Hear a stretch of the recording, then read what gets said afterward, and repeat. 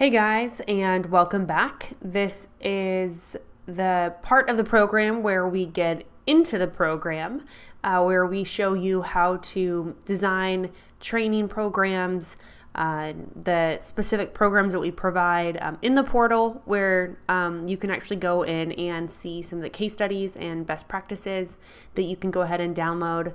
But this is really going to be an incredible walkthrough and give you a great foundation, whether you are designing a training program or you are implementing some more substantial changes within an organization.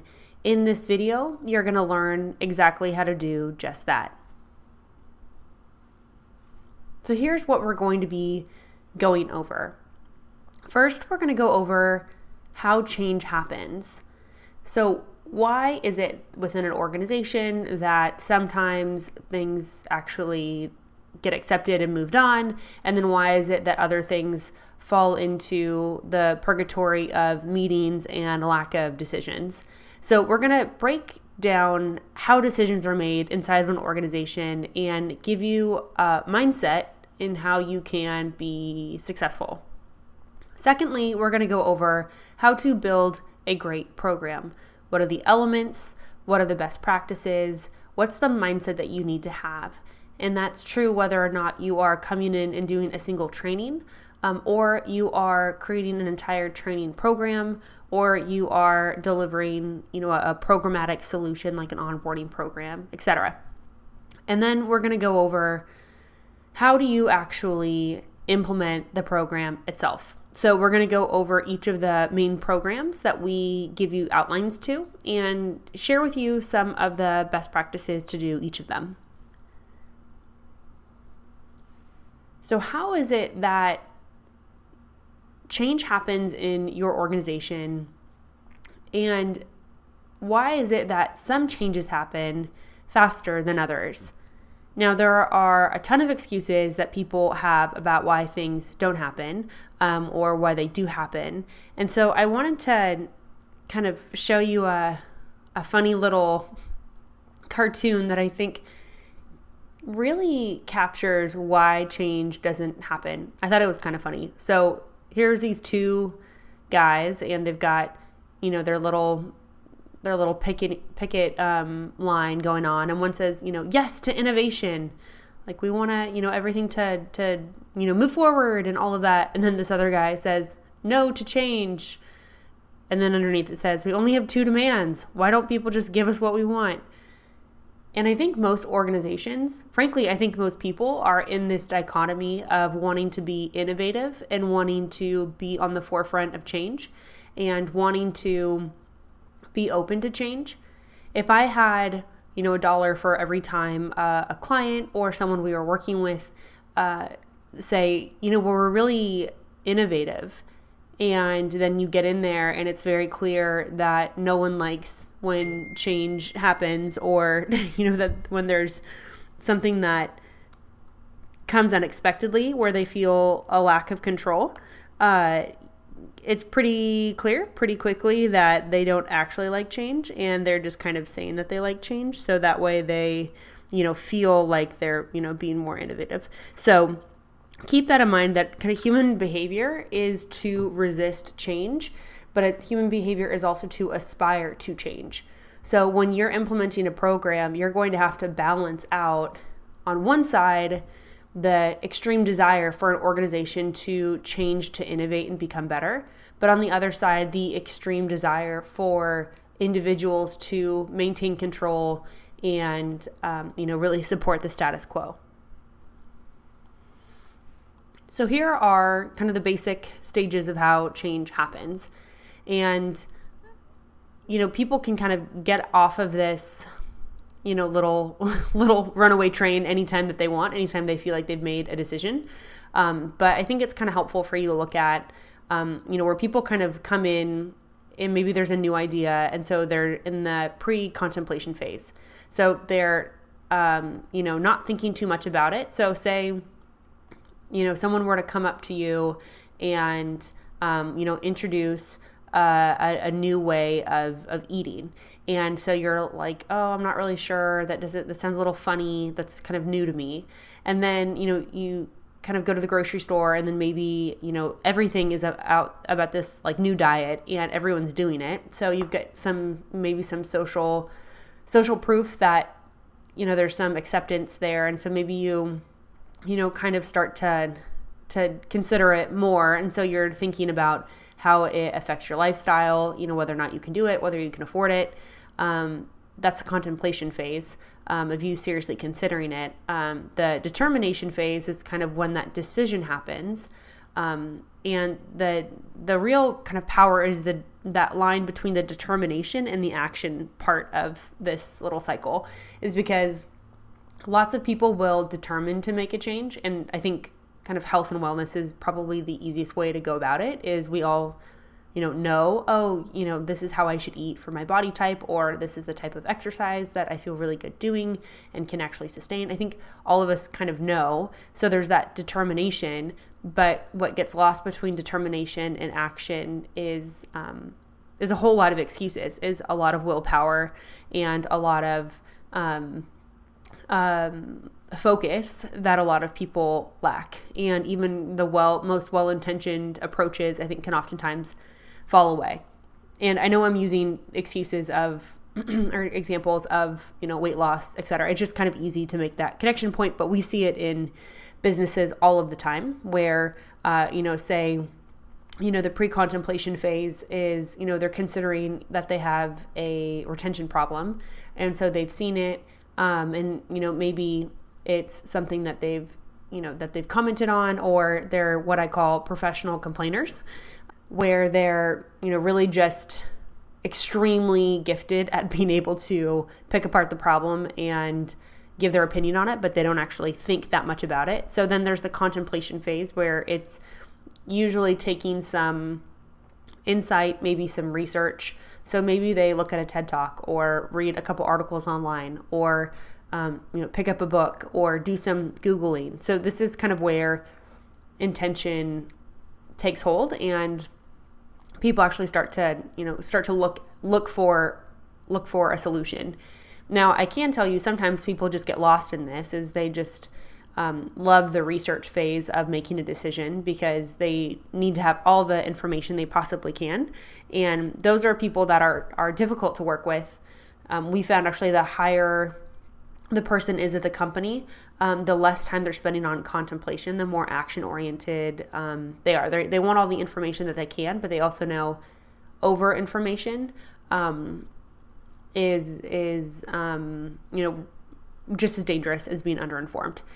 And then there's the determination phase. So maybe they've collected all the information, all the options, all the prices. Now they know that they need to make a decision, and then they actually make the decision. So they actually pull the trigger. They actually implement whatever it is. And they're the ones who lessen that time frame between determination and action. So they immediately decide, yes, we need to bring in the training. Yes, we need to buy that program. Yes, we need to restructure. Yes, we need to do this committee. Whatever it is, they're very action oriented.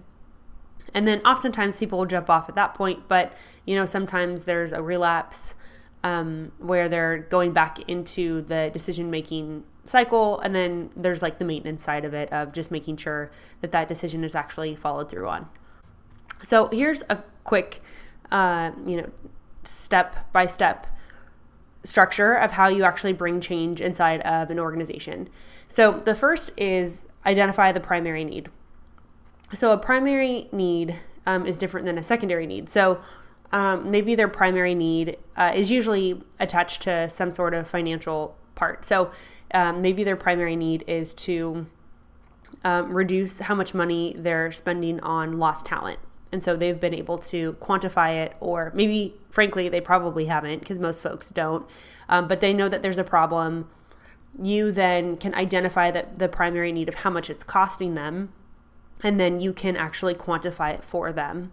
And that's something I do all the time, where I'll calculate kind of the average salary of the folks who are there. I'll use the 1.5 times calculator that I'll talk to you guys later about, but it's a really great little kind of calculator to determine how much it's actually costing you. And you calculate it by timesing their salary by 1.5. And that kind of shows you how much on average it's going to cost you to replace that person. And so that includes like recruiting and, time out of the office and all of that. It does not include things like legal fees, time away from doing their main task of the manager or supervisor. So there are some other kind of ancillary costs that it doesn't include, but it's a pretty good rate. So, I'll find, okay, here's what your primary need is. I'm going to quantify it for you.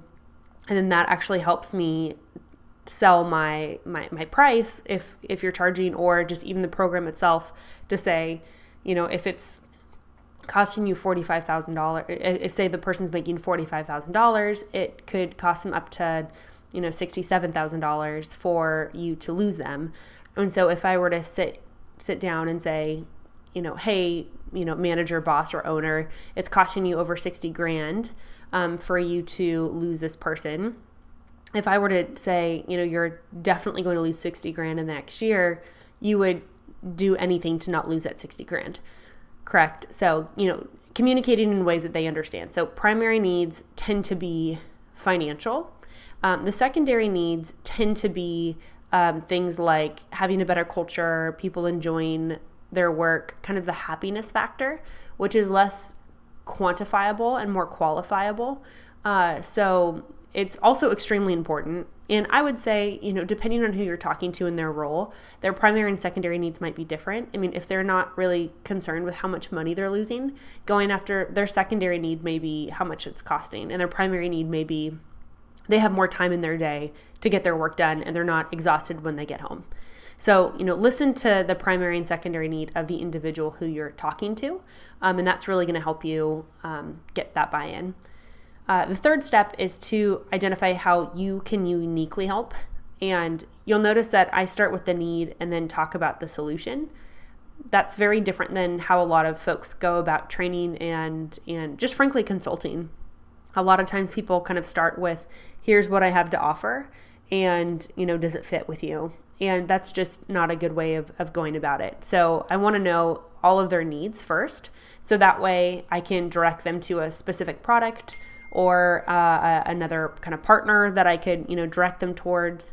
But that way I'm not essentially wasting their time, because I'm able to actually kind of determine what's the best bet for them and what makes the most sense for them at this time. So the next step is to determine who the stakeholders are. So make sure that you watch the video on getting buy-in. That's really going to help you in, frankly, just, every step of the way of you being able to turn this into something that's going to actually make a difference. But you want to determine who the stakeholders are. And a big part of that is the next part, which is the decision-making process. But determine, okay, who is the one who's going to make the ultimate decision? Who needs to be a part of that decision-making process?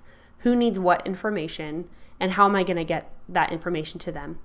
And also, too, what's the timeline for that decision-making process? So if someone's going to bring you in to do some training, or you are, providing training, knowing, okay, what's the timeline for how long it typically takes to get approval? When do they need materials by? I mean, really just very basic things, but you would be amazed at how many people get into an engagement and then they haven't really clarified a lot of these things. So making sure that these things are crystal clear at the beginning is really, really important. So of course, number 5, determine the decision-making process. That way you're going to understand who to talk to, what's most appropriate, and you're not kind of making people mad along the way. Number 6, communicate the need in their terms. So when you're kind of pitching back to them the solution after kind of the decision-making process, who you need to talk to, etc., know their primary and secondary need and then communicate the need in their terms. So sometimes people will say, when it comes to millennials, they're just driving me crazy. They just keep quitting. So I'm not going to talk about retention or attrition. I'm going to talk about they just keep quitting. So it's a really basic mirroring technique in sales, but it works just really well to get buy-in, because that way you're showing that you're listening and you are just eliminating even one more barrier. So that way they're not thinking like attrition. What's attrition? Like that's maybe not a word that they use. Maybe they use something unique to their company. And so I've learned a lot about listening to people and then using their words back when seeking to implement a program. Number 7 is to deliver a clear solution. Typically that's, something like in a box that's done for them. People are really fatigued when it comes to decision making. So the easier that you can make the decision to move forward, the better. So don't overwhelm them with information. It's better for them to ask for more information than for you to overwhelm them with all the bullet points, all of everything. And so including kind of so say you're pitching a training, having, the title and the description and, 4 key educational deliverables, that's great. That's really all anyone needs to know. They don't need to know, where all your research comes from. They don't need to know, who else you've done it for. Like let them ask for that information.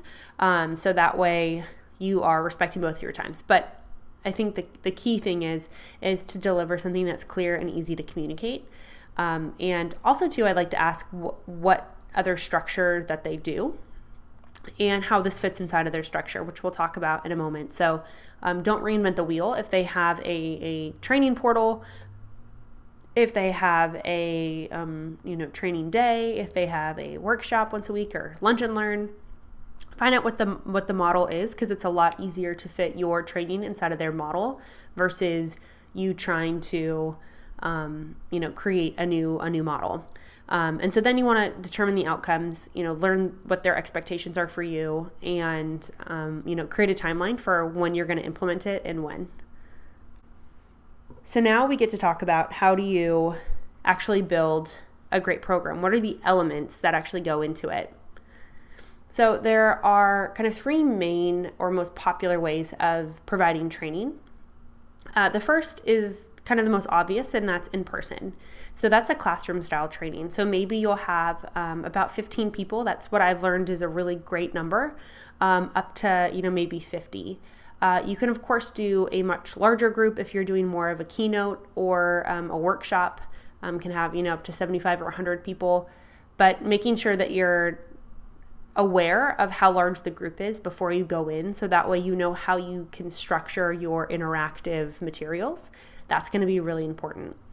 So an in-person training is great. I'm going to share about some of the pros and cons about each of these programs. I've done all of them, and I'm going to share with you kind of what the best way to go is. But in-person is great. It's interactive. It works across age groups. So presenting to like 19-year-olds or 99-year-olds, everyone is really familiar with an in-person training. You have to be kind of aware of who's in the group. So if you're talking to accountants, like not to be terribly stereotypical, but just in my experience, people who have less social jobs, so maybe not sales or talking on the phone quite a bit, they're not going to be as interactive. They may not jump up and volunteer or, talk to their neighbor as much as someone who's, in sales, for example. Like I spoke at a real estate conference and I just couldn't, shut anyone up. They were just talking the whole time, which was super fun. But it's, it's a different kind of thing. So making sure that you understand who's in the room, so that way you can dial the level of interactiveness to whatever area it needs to for the folks in the room. Classroom is also great because it can be really personalized. So you can meet with the folks who are putting on the training. That's something I do whenever I do an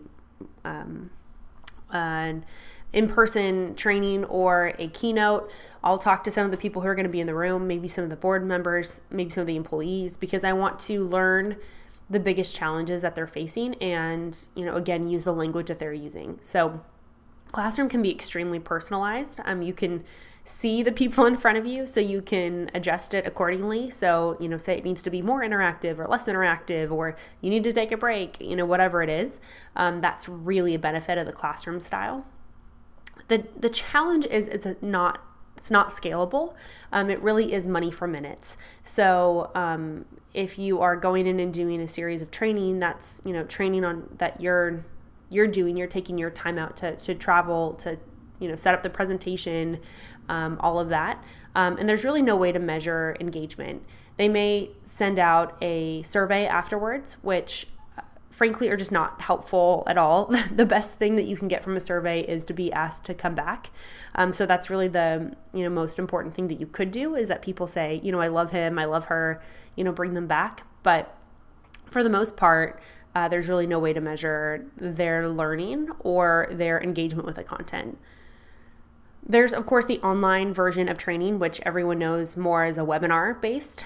Webinars are fantastic. I love them because they really preserve my time as a speaker to be able to do training from the comfort of my home or my office. And that can be really, really effective. A webinar platform is usually provided by the person who's bringing you in, but sometimes they don't have one. So, if you have something like a Zoom, which is what we use, that's really effective as well. It can be extremely interactive when you do it correctly. So if you're doing a live webinar, making sure that you realize that people are, eating lunch and, talking to their kids and paying their bills while also watching your webinar. So making it interactive by asking folks, hey, where are you coming in from? Or, what's your biggest challenge when it comes to X topic? A lot of webinar platforms will even integrate quizzes. And so that's a really great way to make it interactive. So, really think intentionally about how you make something interactive if you're doing a webinar. It can be personalized still, based off of who it is that you're talking to. I like online too because I think it's easier to sell a bundle. In person's easy to sell bundles as well, or to provide a bundle, but the accessibility of online just can't be beat. So sometimes I'll do an in-person, and then for folks who didn't come to the in-person, I'll do an online version as well. That seemed to work really well because access is really important. So that's something to keep in mind. The online version is scalable only because you are able to, it's kind of like somewhat scalable, I suppose, but for the replay, you can go ahead and send that out. Participation, frankly, just attendance for anything that's a replay is extremely low compared to anything that's live. Even there are some platforms that do as live training, and those are fantastic because you get the energy of something being live and folks can ask questions and all of that. But it's a little different when you're watching a replay. You kind of feel like, you're watching the replay of the wedding because you weren't invited. So it's somewhat scalable. And online, it's also there's really no way to measure. There's no follow-up. Typically, it's kind of a one and done. Maybe you'll do a series, and again, they're going to get a survey at the end, but there's really no great way to measure. Then there's the on-demand side of it. So that may be on a learning management system. That may be on just an e-course or a series of videos that they're doing. And this is a really incredible platform where you're able to create something that lives beyond the moment in time. So the challenge has been in the past that on-demand is not interactive because you're watching it on your own time and then there's really no live interaction. But it can be extremely interactive when you utilize online platforms. So that could be creating a group in Facebook, or what we do is we create groups in LinkedIn, and that way folks are able to interact and answer questions there. So use something that already exists as a platform rather than having a platform that people have to go to interact, because odds are they're probably not going to. But you can make it really interactive if you think intentionally about how people want information. It's not going to be personalized unless, you do something white labeled and, then you have the logo of whoever it is, whatever company, on it. I've certainly done that before where we'll create content and then we make it, general enough that companies who do want it white labeled, and white labeled literally just means that there's none of our logos on it. So they can then upload it onto their platform and put their logo on top of it. And it looks like it's their company's training, which can be cool. It's extremely scalable because you are, recording once and using it infinite amount of times. And that's going to be really great to protect your time and then also to get the information out there. And it's great because you can't actually measure how far people are going into the course, particularly because most on-demand or just learning management system platforms have quizzes and have assessments. So you can actually have a a dashboard that shows you, okay, 70% of people got, halfway through this course, 90% are now proficient in this particular skill. There were most amount of questions about this particular topic. And it's great. So there are so many learning management programs that are out there. We use Kajabi, which is a really cool platform that is pretty affordable and just really excellent. But a lot of companies have their own. So if you're going to do something on demand, look at what the company already has and if what you're doing can fit on top of what it is that they're doing. So there's not the confusion of, sending out an email with, a bunch of different logins for 3 different platforms when it could all just be one. So I've kind of talked about the kind of standards or, even like the best practices really of, how these programs are put together. But, those are kind of usually it's like one or the other. So those are like the old way of doing things. So I want to share with you the new way of developing programs. So I want to share with you here really the new way of training, and it's going to combine the best of the online and the live training with on-demand and interactive communities. And this is going to work well if you're doing a single training or a series of training. If you're developing a program like we'll talk about here in a moment, all of them can be utilized and grown based off of this paradigm I'm going to share with you. And it's really focused on how do you make something interactive. First and foremost, whenever you do a training, you need to consider how people are connecting and immediately using the content. There's a lot of adult learning theory out there that actually shows when people are most likely to turn information into a habit, so it actually has to change their brain. They have to learn it and immediately act on it. So if you think about like driver's ed, for example, you are probably sitting in a classroom and learning about the rules of the road and, what a stop sign means and who goes first and all of that. And it probably was a good overview, but not actually helpful. And that's why you have to have a certain amount of hours of you actually driving, because you need to get behind the wheel. And the same thing is true with the content that we provide, is we want to make sure every single time we teach a new concept, there is an immediate habit that's taking place.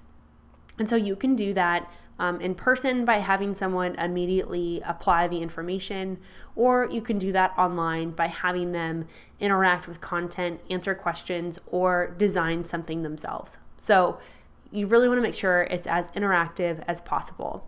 And as a general rule of thumb, I like to have something interactive every 20 minutes or so. And so that way you get people moving and thinking and doing things. Secondly, on demand is so important. Because we are in such a technology-driven world, the ability to be able to access information from, the gym or the office or your commute is extremely important. We can't assume that everyone's going to have the same amount of time to come into the office or skip a meeting or, really be able to, be there mentally, because now our work and life worlds really meld together. So the on-demand function is great because it really respects the time and also honors the initiative of the people who are actually taking the course. It's great when you can create a program that is going to be personalized. So you have the personalization really in the hands of the learner themselves. So rather than you listening to the needs of the attendees in person, you'll either have a quiz at the beginning of a session.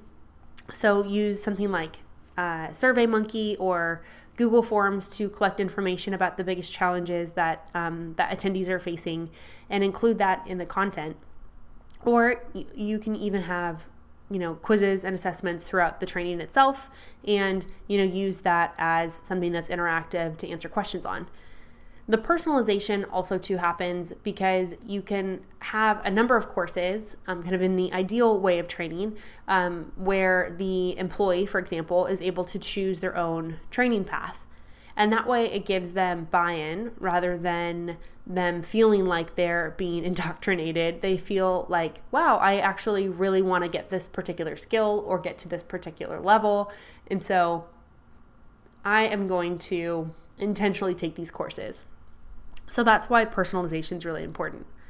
And that kind of leads me to the self-guided piece. Really, the key is to make sure that people get buy-in into their own personal development and professional development at work. And having it self-guided is a great way to be able to kind of put them in the driver's seat. They can skip around, they can, watch videos more than once, they can, interact with it in multiple locations. And that's really the key, is being able to, let them drive, but also to give them a template for them to follow. So having a training schedule or a suggested schedule, having weeks lined out, kind of like what we do with you here, is helpful for people so that they don't feel like, okay, I can take this course over, the next 10 years. Of course not. You want something that's going to be over a course of a few weeks versus a few years. And that's really where I think the benefit of having something that's on demand really comes in, because people are able to interact with the content over a series of hours, days, or even weeks. And that, again, turns it into something that's a habit. And then there's the scalability piece.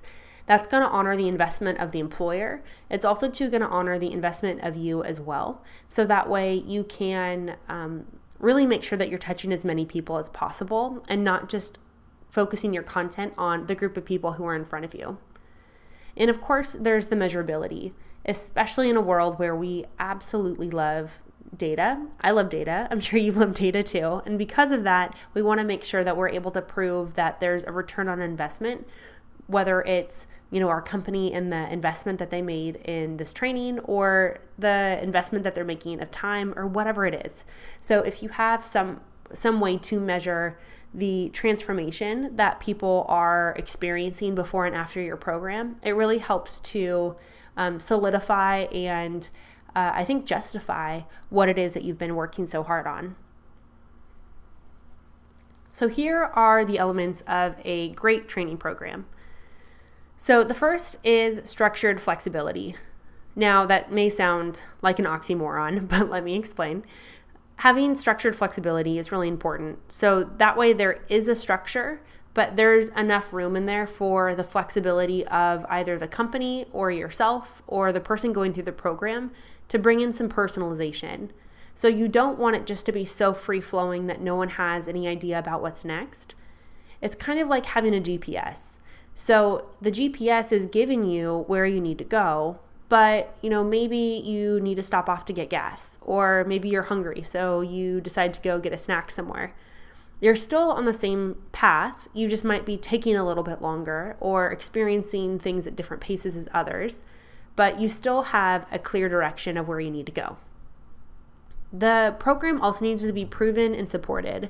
So when you're presenting something to an organization of something that they need to adopt, whether it's a training program or a interactive program like an onboarding program, it's going to be really important that they know it's been used before and that you have some data and statistics to back it up, which we certainly do. So make sure that you check out our statistics and research page in the portal itself. We actually have a lot of data that helps you prove your point about why it's a good investment or why particular programs actually save them quite a bit of money. So do the due diligence of making sure that you know what it is that you're providing and stand behind the transformation it provides. Third, it's got to fit within their current structure. Now, I briefly mentioned this before, but it's so important. I wish someone would have told me this years ago when I started doing training and development of these programs, because frankly, you could have the best program in the world, but inside of an organization, if it feels foreign and feels funny, it's just not going to work. So make sure that you understand their training structure. So some questions to ask are, how often do you currently do training? What does your training look like? What's the best training that you've ever had? What did people learn? And how was it received? Those are just some key questions that you can ask before you get into conversations about whether it's pricing or timeline or elements of what it is that you're going to be delivering, but find out how they provide training. I've learned through asking questions like this that, maybe being in person isn't a good fit and maybe all of their training is online. Well, I'm not going to pitch them doing an in-person training because that's not what they do. It's changing their culture. And so I want to make sure that it's easy to adopt and easy to fit into what they're currently doing. So find out their current structure. Fourth is it needs to be championed internally. And that's why having a really keen eye on who the stakeholders are is going to be important. Now, you need to have champions really at all levels. You need to have a champion amongst the attendees so that they can tell their coworkers and colleagues, yeah, I'm going to this training or I'm taking this training and it's really great. You need to have a champion at the supervisor or manager level because they're the ones who are going to give permission to the person who's attending. And that way, that person doesn't feel like their boss is going to be mad if they took an hour out of the day to go attend your training. And you need to have a champion at the top, at the executive level, for them to understand the great investment that it is and really start to endorse the transformation that's happening amongst all the employees. And number 5, you need to have follow-up accountability. Now, that does not mean issuing little review surveys that they can tell you that they didn't like your shoes or, that they thought that you talked funny. That's not the point. And unfortunately, most review surveys tend to turn into something like that. So you want to make sure that there is accountability. And when you're doing a training, if it is in person or say online live, I like to use that and I kind of call it consulting standing up. So it's allowing me to get a good idea about what's going on inside of the organization to then be able to report back. So whenever I do a training, I will then set up a phone call with whoever it is that brought me in and do a debrief, essentially saying, here's what I saw, here's what I experienced, here's some of the challenges and opportunities in front of you, and here's what I think you should do next. So, really see yourself not just as someone who's going to come in and train, but see yourself as that consultant standing up who's able to provide some key conclusions. And sometimes those key conclusions may mean, and point to them hiring you again, which is always great, but it could also turn into them, wanting to bring in more of your programs or respecting your opinion on other projects. Or, you pointing to an outside consultant to bring them in or someone else in a different industry to come in and deliver their solution. So really be open to whatever it looks like, but always focus on how that need can be addressed. Okay, here's where we get to the fun part. How do you actually outline a program and what are the core elements of the main programs that we provide here through the certification? The first, and honestly, I don't want to be mean to the others, but this one is my absolute favorite. It's onboarding. Everyone knows what an onboarding program is. It's typically terrible. It's usually, you get hired and then over the course of the day, of your first day, you are introduced to where your workstation is and who you report to. Maybe you'll have a benefits conversation and you check your email about 28,000 times waiting for someone to tell you what to do. And it's terrible. It's really not helpful and frankly just trains you to react to other people's initiatives. So the kind of core element of a great onboarding program is it really puts the initiative inside of the new hire rather than making that new hire react to everybody else around them. So when we develop onboarding programs, the first thing that we do is we want to get an idea about what is great about the onboarding program as it is. I'm a huge fan of not throwing the baby out with the bathwater. First of all, because it's really disrespectful to whoever it is that you're working with to say everything that you've done is terrible, we're going to completely throw it away. Because maybe it isn't. Maybe, 20% of it is good and 80% of it is terrible. But you don't know. That's why they say if it's not broke, don't fix it. So go ahead and find out from current and recent hires what it is that they liked about the program, what they wish that they would have changed, what they wish that they knew on their first day, what kind of their dream onboarding experience would look like. That survey can be done in person, almost like a focus group or one-on-one interview. It can also be done online via like a MailChimp or like a SurveyMonkey or Google form. So go ahead and design a survey and send it out to people and get their opinions.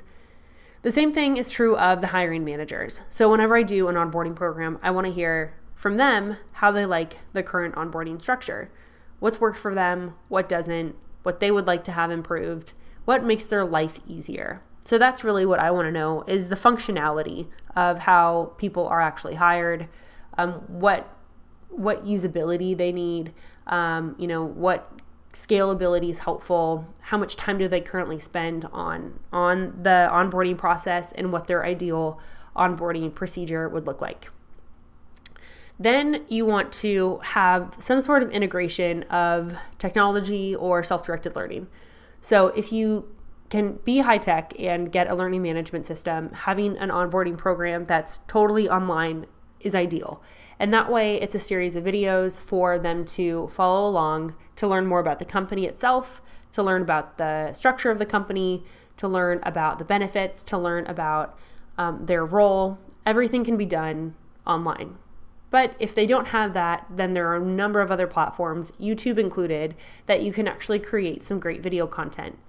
For example, I've had clients who they couldn't afford a learning management system, but they created a YouTube page just for onboarding. And the fun part about it was that it was actually a fantastic recruiting tool. So who knew? There's some other great aspects of creating something that's more self-directed. So having video content is great. I love using a video to explain the story of the company and interview the founders, interview the president, do a day in the life, whatever it is. But using video to capture the story is really great. The second is a scavenger hunt. I love scavenger hunts because they're really great to get the new hire kind of out of their shell and meeting other people in the office. So maybe I'll have, a list of 5 things that they need to find on their first day. One could be, find someone who's worked here longer than 10 years and ask them why they like working here. Another could be find someone who works in the sales department and ask them the number one reason why people buy that particular product. It could be, mapping out a trip to your favorite coffee shop from the office. I mean, it can be fun and silly, but also too very intentional. So that's really great. Culture interviews are also really cool because they give the individual the opportunity to interview people who are currently working at the company. Maybe this is even before they get hired, during maybe a pre-boarding or even a recruiting, where they get to interview people based off of the culture, not just the job, and see if it's a good fit. But after they get hired, you should definitely include this, because that way they're going to learn things like the unspoken, the silent killers of what happens in the workplace. Think about the last time that you had a first day on the job. You're probably nervous, a little uncomfortable. You didn't know what to expect. But one of the biggest things that people are concerned about is really the unknowns. And so having an interview, so sometimes I'll even make this a letter from someone who left that position, saying like things I wish I knew on my first day. But sometimes it's just an interview with someone who works there. And there's a series of questions, things like dress code, or, what do people do for lunch? Or if you have a question or a suggestion, what's the process? So a lot of the kind of unspoken cultural aspects that can make first days nerve-wracking, you get really addressed on the first day. The next is to develop a time frame for integration. So the integration of the onboarding program, sometimes people like doing a beta with a particular group. And that can be helpful because that way, people, especially if they're slow to change, that gives them an opportunity to kind of warm up to the change itself, and that can be fine. But also to develop a time frame for the onboarding itself. Onboarding should not be a day. It should be actually a few weeks, where every single week, really the first 6 weeks is our ideal structure. The first 6 weeks of someone being hired, every single week they should be learning something new, and there should be some sort of program for them to go through. And at the end of the 6 weeks, they then have an interview or a review session with their manager or someone on the HR team to give their feedback, number one, so you can learn about what worked and what didn't. But number two, make sure that they feel at home, that if they don't have any questions, and that they're really enjoying their time working for you. So the final step of developing an onboarding program is the actual integration of the process. So that way you are making sure that it's going to fit inside of what's currently going on. So maybe that's after the beta test with the smaller group, or you just go right into it. So it's fitting inside of how the rest of the company runs. Including assessments throughout is really helpful. And that assessment could be online through like a SurveyMonkey, or it could be in person, or it could be through focus groups. So there are a number of different ways that you can collect information from people. And of course, the application, actually doing it. Now, remember when I gave you that decision-making or change process visual, I know so oftentimes people have all of these plans to do great programs like onboarding, but it gets lost in that, time between they've made the decision and the actual action part. So the final step of all of these programs is always the most important. So the next program is recruiting. And recruiting is so important. It's really important, especially when it comes to retention, because a lot of times when people don't have great people on their team, they oftentimes blame the recruiters. So developing a recruiting program is going to be really important for you to make sure that you find and keep great people. So the process is very similar, as you'll see kind of through everything. And I always start off with surveys, because if you don't find out what's currently working well and what's working poorly, then again, you're just going to be putting your own system on someone else. So doing a survey of current and recent hires is great. Why did you decide to work here? What were your other options? What was the number one reason that you decided to choose this and not somewhere else, and learning from there. Same thing of surveying recruiters. What makes their life easier? How much time do they want to spend recruiting? What has been the easiest recruit that they've had, and what was the hardest recruit? So asking some key questions is going to be really important for you to understand how you can take them to a new level and a better level. The next is the integration of technology. So that could be them using virtual interviews, which is incredibly effective and really convenient. A lot of times the most time-consuming aspect of bringing in someone to work for you is the in-person interviews, because you're out of the office, you're trying to balance your current job responsibilities and then also to this responsibility of finding someone for your team, and it's just a lot. So because of that, really make sure that you look into having a virtual interview process. And it can be, completely free. You can do it on something like a Zoom or on a Skype and just use that as a great platform. There are other virtual interview platforms that can be, more complicated and more complex if that's what you're interested in. But again, that culture interview aspect that I mentioned about onboarding is also really cool.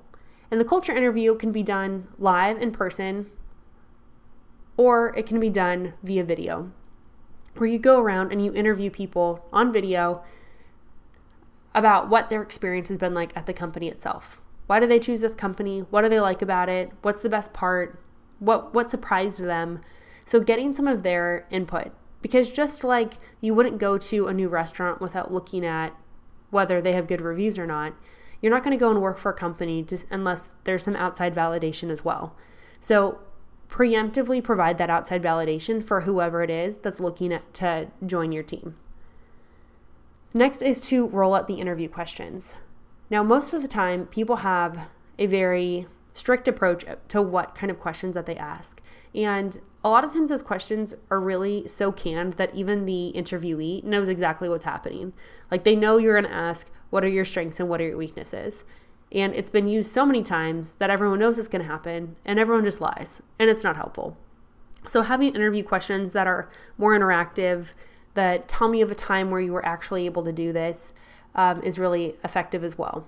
And in fact, research actually shows that if you use questions that give specific examples, after the third or fourth time when they're answering that, if they are either inflating their experience or outright lying, that is when things start to come up. So maybe 1 or 2 times, they may be able to come up with a solution that was not based in reality. They made it up. But after the third or fourth time, they'll start to crack and you'll determine, nope, this person's actually not going to be a good fit. And then there's the final step, which is the integration. So making sure that it fits inside of how people actually work inside of the organization. Again, there's nothing worse than having a great program that no one uses. And a lot of times people do that with technology. I have a lot of clients who say, we have this great learning management system or this great chatting platform, and no one actually uses it. It's like, well, you probably didn't ask people's buy-in when you were rolling out the program. You just decided that's what needed to happen, and you just implemented it. And so, of course, it wasn't actually going to work because you didn't get their buy-in and you didn't make sure that that was actually something that they wanted. So the integration piece is really, really important. Assess how you're doing. Always ask questions, and then include ways for new hires and even people who decided to not join your organization to give you feedback. Feedback is your best friend when it comes to success. And finally, the application of it. The next program we're going to go over is how to develop a mentoring program. Okay, I know that I said the onboarding program was probably my favorite, but mentoring is such a close second. It's so important. I've got to tell you, onboarding and mentoring are the two programs that have been proven to retain people the longest. And the mentoring side of it, I think, probably made sense, but the onboarding side of it really was very shocking to me. But if you start to consider that within the first 6 weeks, someone's going to determine how long they're going to stay at your organization, that's what a partner study in Australia found, then why wouldn't you use those 6 weeks to make that person fall in love with working for you? So a mentoring program is amazing because it's going to quickly connect the hire, whether they're new or not, to the organization by means of a personal relationship with someone. It's fantastic. So the elements of a great mentoring program are really similar to the other programs. First, you want to determine, are people actually being mentored? A lot of companies say they have a mentoring program, and it sucks. It's terrible. Odds are they're probably not doing a good job, and they say they have a mentoring program, but it's not well run, and odds are most people in the organization don't even know it exists. So do an assessment of the current mentoring program or just the status of mentoring in general. For example, is there more non-traditional type of mentoring going on where people are kind of collectively learning from one another? Is there an informal mentoring procedure where maybe someone is an apprentice or someone kind of works underneath someone else for a period of time? So what kind of mentoring already exists and what kind of mentoring is ideal for the industry and the workplace itself? Next, you want to survey the managers and the new hires to find out what type of mentoring that they want. Now, the challenge is a lot of times when people hear mentoring, they think, great, I have to meet this person at a coffee shop every Thursday at 7 a.m. for the next 6 months of my life. Great. And that's, maybe effective for one type of mentoring relationship, but it's not necessarily effective for all of them. So find out how frequently people expect to be mentored and what type of mentoring they want to participate in. So having clear expectations from the people who will be mentoring and the people who will be mentored, and make sure that you bridge that gap in the program that you're developing. Next, you want to be able to provide the in-person traditional mentoring and then the on-demand type of mentoring. And on-demand mentoring could be anything like an interview with the founder that's, a good 30 or 45 minutes that really goes deeply into who they are and the mistakes that they've made and the advice that they'd give other people who are in the company itself.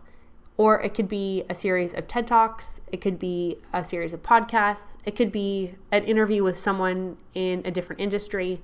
But whatever it is, using the power of technology to be able to insert mentoring into every aspect of the company. And we see a lot of CEOs now and college presidents holding podcasts or doing webcasts on video where they're interviewing other people. And that's a really great way for leaders to be able to get in front of their employees and their clients to be able to kind of establish themselves as like the corporate mentor inside of the company. Mentoring programs can also be just based off of events. Something that we call speed mentoring is so fun. And it's where, maybe one or two mentors are sitting at a table and you can do, one-on-one mentoring here or like one mentor to 5 people. And you give them, 7 minutes. And sometimes there's a series of questions on the table, but usually people have their own questions. and you let the mentees ask the mentor questions for 10 minutes, and they're answering and answering and answering. And then a bell goes off, and then they all switch and go to someone else. And it's a really great way to respect the time of the person who is mentoring, because that way they're only lending like collectively maybe an hour versus an hour for 6 weeks in a row. But it also too is great because it gives more people access to hire people up in the organization. So it's really fun, and it's a really effective way to make the company, no matter how big it is, feel a lot smaller. The next is to develop a time frame for integration. So you always want to make sure that you're setting expectations of yourself and whoever it is that you're working with of how long it's going to take. No matter what program it is, you want to make sure that you have a realistic expectation for yourself and for others about how long it's going to take to integrate this into the organization itself. So that way you can exceed expectations and not continuously disappoint them. And then, of course, you'll do the integration, the assessment, and the application.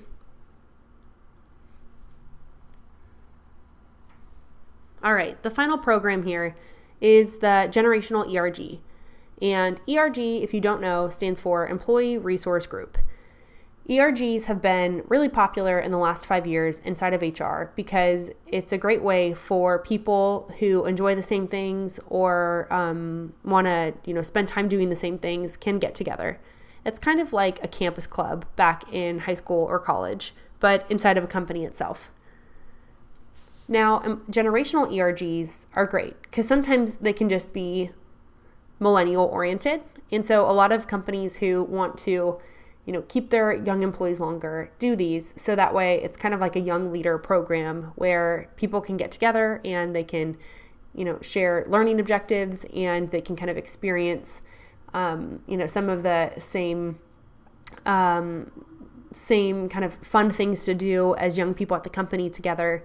But it doesn't just have to be young people. So, creating a generational ERG is a really great way to establish camaraderie. Maybe even they're the ones who manage the mentoring program. But there's a ton of stuff that you can do as a millennial or a generational ERG. So the great thing to keep in mind when you're doing an employee resource group is to have a content schedule and have a strategy and have a goal of the organization. So it could be that you want to, establish relationships amongst people across departments who maybe never would have met. That's great. Or maybe it's to celebrate a particular, cultural element, or to, solve a particular challenge inside of the organization itself. So having a clear goal is going to be really important. Having events, I like to have events about once a month. Anything more than that, sometimes people don't get involved. I mean, you can do them, 2 or 3, but make sure that you do something at least monthly so people feel like that there is momentum. And if they do miss one, then, they just have to wait a couple weeks and then there's another one coming on. So those events could be socials. Those events could be educational. Those events could be, where people are learning more about the company itself. But an employee resource group is a really effective way to bring the company together. It should always include some sort of training. So you want to make sure people are becoming better professionals and just better people as well. So I always like to, of course, include a survey, find out from people what it is that they want and how they want it. But some great ideas of training to include, and this is really great if they have a young leader program or a millennial ERG, Managing Up is fantastic. It is a program that is focused on helping young or new employees manage their bosses better. So Managing Up is kind of the process of helping them manage you better. So it helps with conflict resolution. It helps with setting expectations. We oftentimes will include as part of this, how do you manage people who are older than you? So there's a generational aspect of it as well. Oftentimes we'll do things on time management, which shockingly, maybe it's not shocking, time management was the number one challenge that new graduates said that they needed more training on. And so how do you as an organization help your employees do better, providing training on something like time management? Of course, there's overcoming stereotypes or just working across generations is a great thing to include, which of course you have access to through this program itself. And so whenever you develop the employee resource group program idea, it's always helpful if you do have a budget. It drives me crazy when organizations say, yes, we would absolutely love to have this group to kind of take off and build relationships with one another and do these amazing things. However, we're not going to give them any money. And maybe for the first year or so, that's fine if they're testing out the concept. But after a few years, not having a budget to bring in speakers or to provide training or to do extracurricular kind of bonding experiences is kind of silly. So if you can get a budget for what it is that you're doing, that's going to be really, really important.